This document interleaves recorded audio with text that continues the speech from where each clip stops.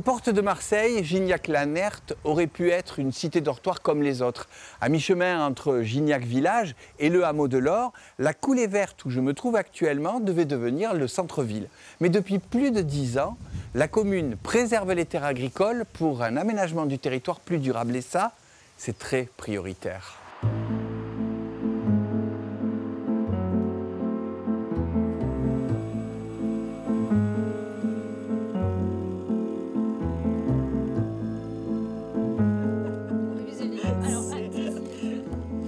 Là, on domine un peu la zone au large, donc on a l'étang de Berre et l'étang de Bolmont.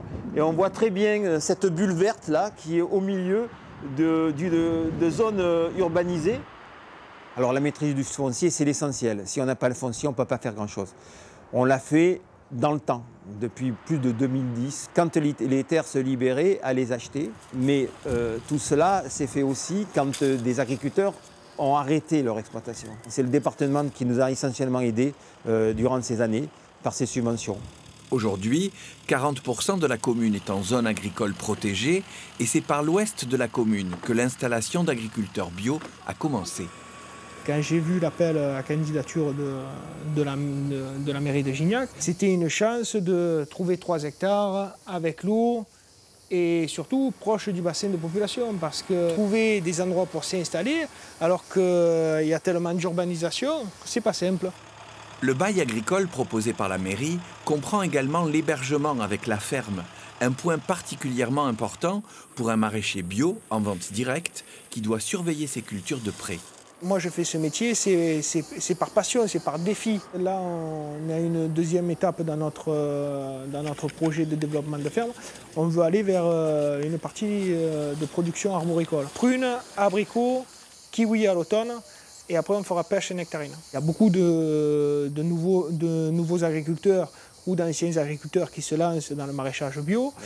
Et il faut bien voir que si on ne voit pas plus loin, ben on va rentrer dans un cul-de-sac. La ville s'étend d'est en ouest, donc à peu près 800 hectares. Ici, nous sommes au centre de la commune, mais entre 2 centralités, le hameau de l'Or et la ville historique, le village historique de Gignac-la-Nerte.